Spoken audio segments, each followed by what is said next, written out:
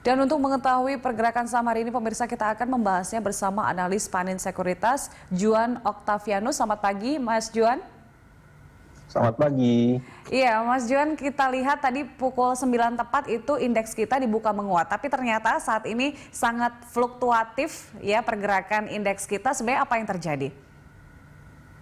Ya, jadi kalau kita melihat sebenarnya pergerakan mix ini dikarenakan dari sisi pertama. Jadi ada euforia dari pelaku pasar terkait dengan adanya stimulus ya terkait yang sudah disahkan dari US. Itu kan stimulus terbesar ya yang kita pernah lihat 1,9 billion US dollar.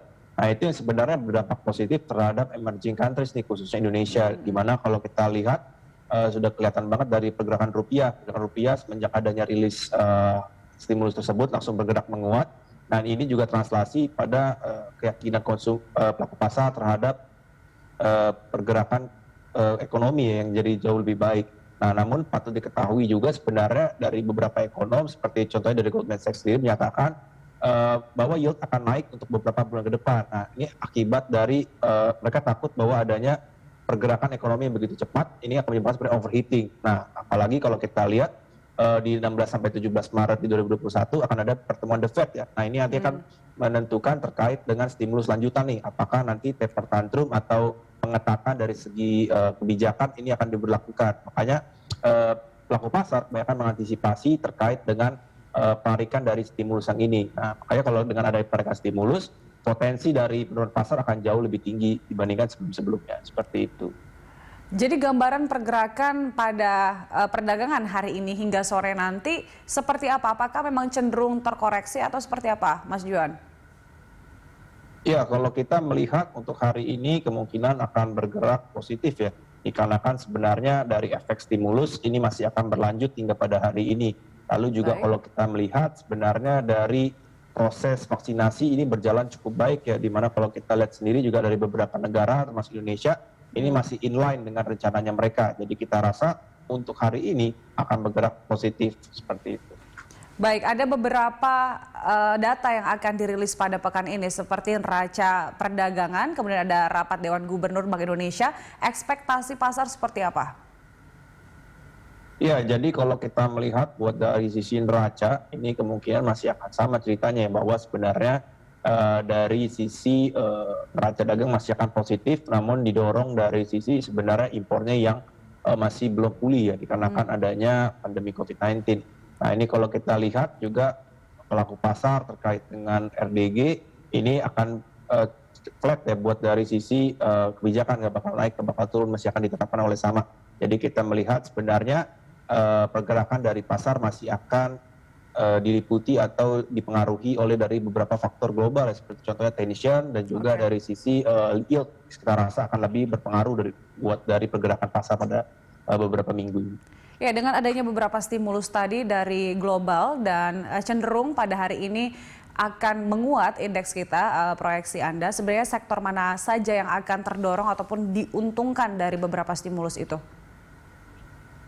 Iya, jadi kalau buat hari ini kita melihat untuk beberapa sektor akan diuntungkan. Yang pertama dari banking ya, dikarenakan sebenarnya ekspektasi dari pemulihan ekonomi, juga kita ekspektasi pasar mulai lebih euforianya lebih tinggi sehingga harga saham lebih naik. Ini akan terdorong dari market cap yang paling besar, yaitu dari saham perbankan ya, sektor perbankan. Kita bisa melirik beberapa bank besar seperti contohnya BNI, BMRI dan juga BBCA, itu bisa menjadi pilihan.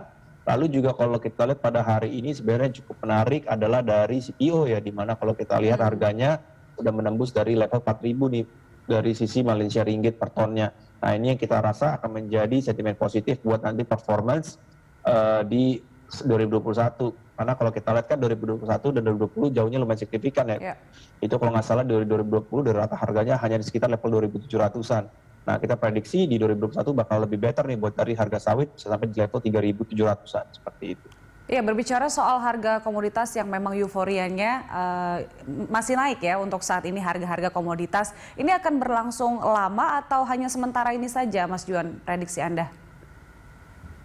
Iya, kalau kita melihat beberapa komoditas seperti contohnya metal mining yaitu seperti timah dan juga dari copper dan juga dari nikel, kita rasa secara long term akan jauh lebih baik untuk 1 tahun ke depan ya, dikarenakan sebenarnya efek dari pandemi COVID-19 sebenarnya menghantam paling besar dari sisi barang-barang tersebut. Nah, kita melihat seiring dengan aktivitas ekonomi yang meningkat, ini pemakaian barang-barang buat bahan baku ini akan menjadi lebih permintaannya meningkat ya, dikarenakan dari sisi aktivitas industrinya juga meningkat. Nah, namun juga kalau kita lihat dari energi, terutama batu bara, ini kita rasa akan menjadi temporary ya, dikarenakan sebenarnya adanya disrupsi dari energi terbarukan.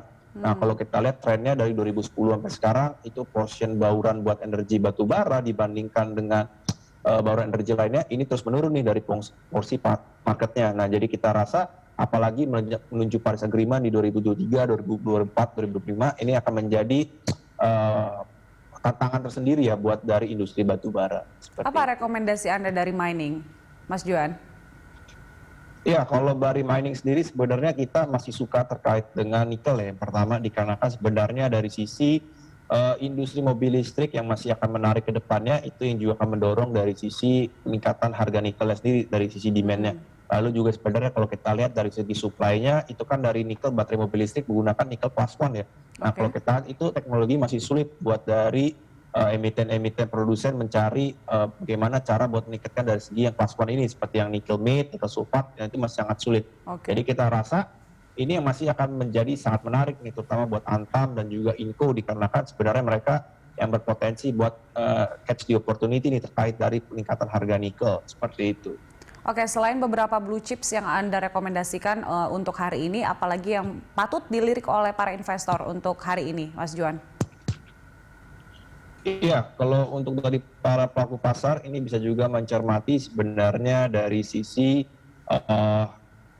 kenaikan temporary dari batu bara ya sebenarnya. Kita memang nggak merekomendasikan secara jangka panjang, cuman kalau kita berkaca dari laporan yang sudah rilis ya buat dari hasil 2020-nya seperti contohnya Adaro dan juga ITMG itu dan juga PTBA ya, ketiga itu sebenarnya dari harga jualnya masih belum merefleksikan kenaikan harga global yang signifikan tuh per bulan November, Desember. Nah, itu kan dikarenakan sebenarnya mereka mempunyai kontrak biasanya 3-6 bulan. Nah, jadi kalau kita berhitung sebenarnya di kuartal 1 dan kuartal 2 ini harga jualnya bakal bisa jumping signifikan nih. Nah, ini sebenarnya bisa menjadi potensi terkait dengan kenaikan harga secara jangka pendek buat dari kuartal 1 dan kuartal 2 khususnya buat batu bara.